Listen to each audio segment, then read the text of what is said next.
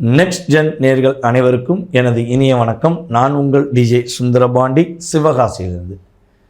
அதாவது நம்முடைய தமிழ்நாட்டில் விருதுநகர் மாவட்டத்தில் சிவகாசியிலிருந்து ஜாதகம் பார்த்துருந்த என்ன இந்த வேர்ல்டு லெவலில் எல்லா நாடுகளிலையுமே என்னை தெரிய வைக்கிற அளவுக்கு எனக்கு ஒரு அற்புதமான வாய்ப்பை கொடுத்தது நம்மளுடைய ஃபஸ்ட்டு கொடுத்தது பார்த்திங்கன்னா நம்மளுடைய நெக்ஸ்ட் ஜென் யூடியூப் சேனல் தான். நான் இந்த அளவுக்கு பேச அதுக்கான ஒரு நல்ல விதமான ஒரு ஆதரவு கொடுத்து உங்களுக்கு நான் பலன் சொல்வதற்கான வாய்ப்பை கொடுத்ததுக்கு நம்மளுடைய நெக்ஸ்ட் ஜென் உரிமையாளர்களுக்கும் கேமராமேனுக்கும் அதே போல் உங்களுக்கும் ஆதரவு கொடுத்த உங்களுக்கும் எனது கோடான கோடி நன்றிகள்.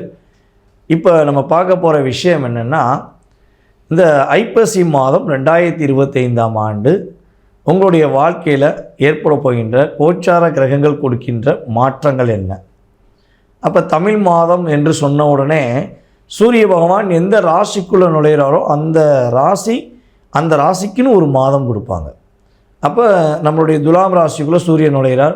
இப்போ துலாம் ராசி ஐப்பசி மாதத்துடைய ராசி, ஓகேவா? அப்போ சூரிய பகவான் துலாம் ராசிக்குள்ளே இருக்கிறார். இந்த ஐப்பசி மாதம் துவக்கத்தில் பார்த்திங்கன்னா சூரியன், செவ்வாய், புதன் முக்கிட்டு கிரகங்கள் என்ற சொல்லக்கூடிய அமைப்பில் சுக்கிரனை தான் எப்பயுமே சேர்த்துக்குவோம். இந்த வட்டம் யார் உட்காந்துருக்காருன்னா நம்மளுடைய செவ்வாயும் சேர்ந்து உட்காந்துருக்கார். சூரியன், செவ்வாய், புதன் என்ற 3 கிரக அமைப்புகள் ஆரம்பத்தில் இருக்குது. செவ்வாய் பகவான் பார்த்திங்கன்னா 27/10/2025 முதல் அவர் விருச்சிக ராசிக்கு தன்னுடைய வீட்டுக்கு போயிடுறார். செவ்வாய் தன்னுடைய வீட்டுக்கு போயிடுறாரு. சுக்கிர பகவான் சுக்கிர பகவான் பார்த்திங்கன்னா ராசிக்கு 12ஆம் இடத்துல, அதாவது துலாம் ராசிக்கு 12ஆம் இடத்துல கிட்டத்தட்ட பார்த்திங்கன்னா சுக்கிர பகவான் கன்னி ராசியில் நவம்பர் மாதம் 2ஆம் தேதி வரையும் இருக்கிறார். 2ஆம் தேதிக்கு பிறகு அவர் என்ன பண்ணுறாரு, கரெக்டாக சுக்கிரனும் சூரியனும் சேர்ந்து செயல்பட போகிறாங்க. அப்போ சூரியன் பார்த்திங்கன்னா நீசபங்க ராஜயோகம் பெறுவார் என்பது அர்த்தம். கிட்டத்தட்ட 15 நாள் தான் சூரியன் நீசம் அடைகிறார். 15 நாளுக்கு மேலே என்ன ஆகுறது, அவர் நீசபங்க ராஜயோகம் என்பது அர்த்தம்.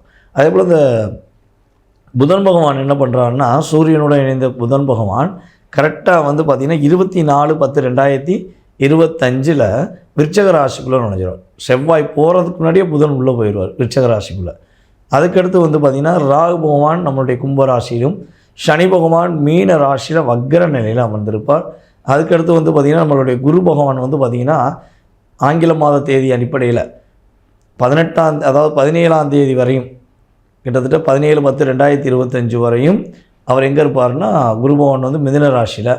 அதுக்கப்புறம் 18ஆம் தேதிக்கு அப்புறம் மிதுன ராசி குரு பகவான் அதிசாரமாக கடகராசிக்குள்ளே நுழைகிறார்.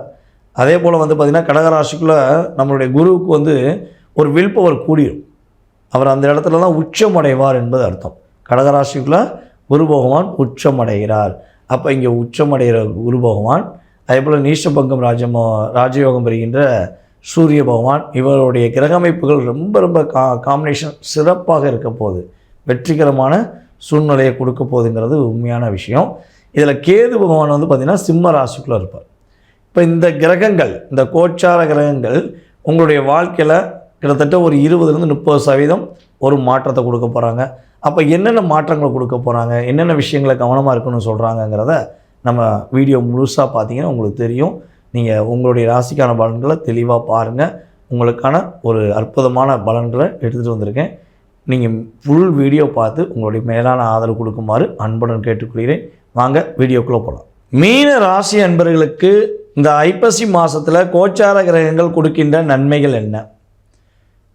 அதாவது உங்களுடைய புத்தி கூர்மை சிறப்படையக்கூடிய ஒரு அற்புதமான மாதம். இனிமேல் என்ன சொல்லுவோன்னா, பொதுவாகவே மீன ராசிக்காரங்க புத்தியை கடன் கொடுத்துட்டிங்கன்னு தான் நான் சொல்லுவேன். கடந்த காலங்களில் நல்லா யோசிச்சு பாருங்கள். ப்ரஃபெக்டாக யோசிப்பீங்க, ப்ரஃபெக்டாக ஃபாலோ பண்ணுவீங்க. இப்போ எதுனாலுமே பக்கத்தில் யார்கிட்டயா கேட்டு நடக்க வேண்டிய சூழ்நிலை. அந்தளவுக்கு உங்களுக்கு அழுத்தம் நிறைய வந்துடுச்சு. எதை பண்ணாலும் ஒரு பதட்டம் வந்துடுச்சு. எதை பண்ணாலும் ஒரு குழப்பத்தோடு செயல்படக்கூடிய சூழ்நிலை 2 வருஷமாக அப்படி தான் இருக்குது. அப்போ இனிமேல் நீங்கள் சுயமாக யோசிக்க போகிறீங்க. உங்களுடைய சிந்தனைகள், செயல்பாடுகள் எல்லாமே பக்காவாக செயல்பட போகுது. நீங்கள் பல பேருக்கு அறிவுரை சொன்ன பல பேர்கிட்ட அறிவுரை கேட்க வேண்டிய நிலைமைகள் கடந்த காலங்களில் வந்துருச்சே, நீங்களே வருத்தப்படுறீங்க. நம்மளா இப்படி இருக்கோம், நமக்குள்ளே இவ்வளோ பிரச்சனையா, நமக்கு மட்டும் ஏன் பிரச்சனை அப்படிலாம் யோசிக்க ஆரம்பிச்சிட்டிங்க. அதுவும் நம்ம ஏற்கனவே போன மாதம் சொன்ன மாதிரி ஒரு 60 நாட்களாக உத்திரட்டாதி நட்சத்திரக்காரர்கள் தரையில் போட்ட மீன் மாதிரி துள்ளி குதிச்சுக்கிருக்கீங்க. எவ்வளோ தூரம் உங்களை டார்கெட் பண்ணி அடிக்கணுமோ அடிச்சிட்டாங்க. அது பெண்ணாக இருந்தாலும் சரி, ஆணாக இருந்தாலும் சரி, மீன ராசிக்காரங்களுக்கு, உத்திரட்டாதி நட்சத்திரக்காரங்களுக்கு ஒவ்வொரு விஷயத்திலும் அணுவாக எவ்வளோ தூரம் கஷ்டத்தை கொடுக்கணுமோ அவங்கள கொடுத்து படாத பாடுபடுத்திட்டாங்க நம்மளுடைய பாசக்கார உறவுகள். அந்த அளவுக்கு படுத்து எப்பா என்ன முடியலப்பா அப்படிங்கிற நிலைமைக்கு கொண்டு வந்தாங்க. ஸோ இதை ஃபுல்லாமே மாறப்போகுது. த ரியாலிட்டி பர்சன் அப்படின்னு சொல்லக்கூடிய அளவுக்கு உண்மையான அன்பர்கள், உண்மையான பாசக்காரங்க மட்டும் உங்கள் கூட இருப்பாங்க. இவ்வளோ நாட்களாக கூடவே இருந்து குழி பறித்து உங்களை லாக் பண்ண நினச்ச அத்தனை பேரும் தகுடுபடியாக போகிறாங்க. கவலையப்படாதீங்க. குருவுடைய பரிபூர்ண பார்வை இந்த மாதம் உங்களுக்கு கிடைக்க போகுது. உங்களுடைய ராசி அதிபதி உங்களை பார்க்க போகிறாரு.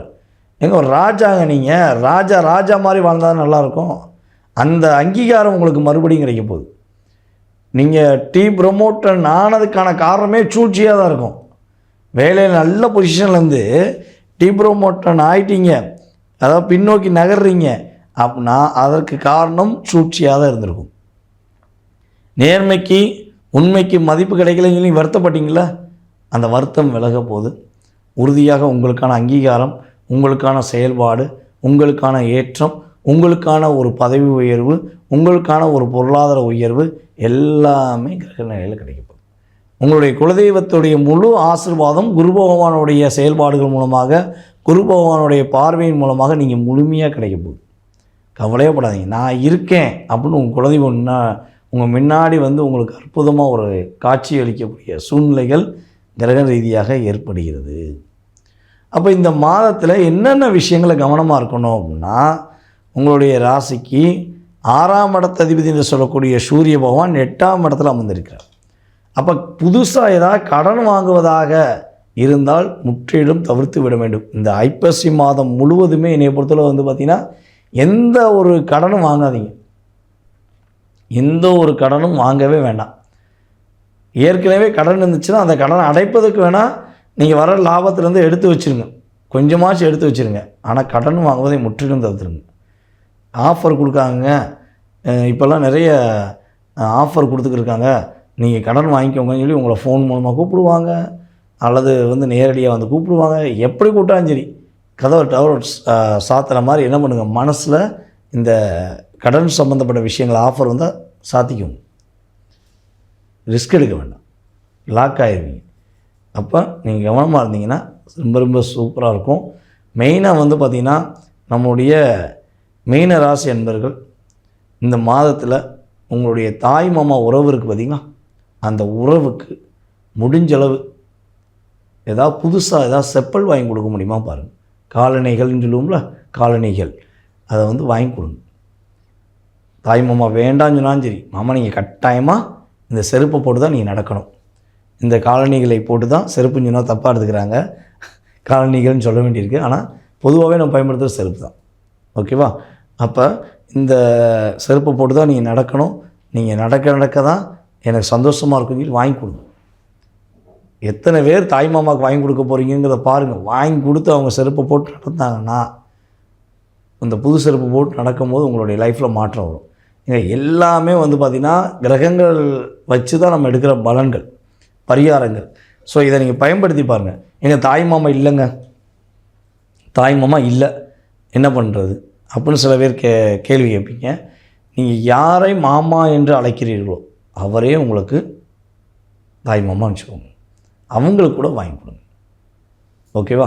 இது மீனராசி பெண்களும் வாங்கி கொடுக்கலாம், மீனராசி ஆண்களும் வாங்கி கொடுக்கலாம். அவங்க செருப்பு, புது செருப்பு நீங்கள் போடுற வாங்கி கொடுக்குற செருப்பை போட்டு அவங்க நடக்க உங்களுடைய கடன் சுமைகள் குறைந்துக்கிட்டே வரும். இது எப்படி சாத்தியம் அப்படின்னா, நீங்கள் மனசார வாங்கி கொடுக்கும்போது அது உறுதியாக கோச்சார கிரகங்கள் உங்களுக்கு சாத்தியப்படுத்தும், உங்களுக்கு ஒரு அற்புதமான மாற்றத்தை கொடுக்கும். இதெல்லாம் நீங்கள் கரெக்டாக ஃபாலோ பண்ணுங்கள். இல்லைங்க மாமாவுக்கு வாங்கி கொடுக்க எனக்கு உடன்பாடு இல்லைங்க அப்படின்னா, யாராவது யாசகம் கேட்கும் நம்மளுடைய வயதான முதியவர்கள் அல்லது ஆதரவற்றவர்களுக்கு நீங்கள் வாங்கி கொடுக்கலாம். ஓகேவா? யாருக்காவது வாங்கி கொடுங்க. தாய்மாமாவுக்கு வாங்கி கொடுத்தா 80-95% அது உறுதியாக உங்களுக்கு நல்பணங்களை நல்ல விஷயங்களை உறுதியாக கிரகங்கள் கொடுக்கும் என்பது நிதர்சனமான உண்மை. வாய்ப்பை பயன்படுத்திக்கோங்க. வெற்றியாக இருக்கும்.